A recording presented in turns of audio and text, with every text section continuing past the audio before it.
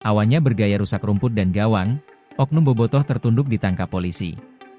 Kepolisian Resor Kota Besar, Polrestabes, menangkap seorang oknum bobotoh yang merusak fasilitas Stadion Gelora Bandung Lautan Api, GBLA, saat perayaan Persib Bandung juara Liga 1 2024-2025. Sebelumnya, beredar video yang menunjukkan oknum bobotoh yang melakukan perusakan, semisal mencongkel rumput lapangan, hingga memotong-memotong jaring gawang. Kini, Polrestabes Bandung pun mengamankan oknum bobotoh yang diduga melakukan perusakan tali jaring gawang Stadion GBLA setelah laga Persib Bandung versus Persisolo pada Sabtu, 24 Mei 2025, lalu.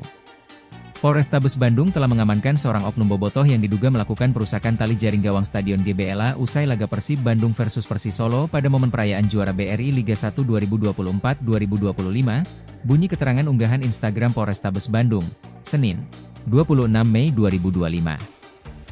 Dalam video tersebut, oknum bobotoh yang memakai kaos putih berlogo Persib dan bertuliskan Champions turun dari sebuah mobil.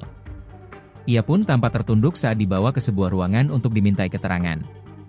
Saat ini, yang bersangkutan masih dalam pemeriksaan di Polrestabes Bandung untuk pendalaman lebih lanjut keterangan unggahan tersebut.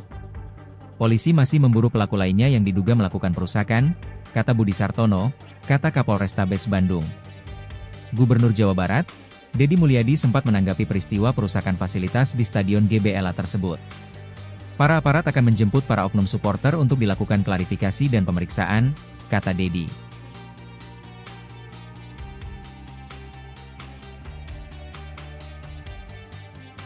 Download Tribun X sekarang, menghadirkan lokal menjadi Indonesia.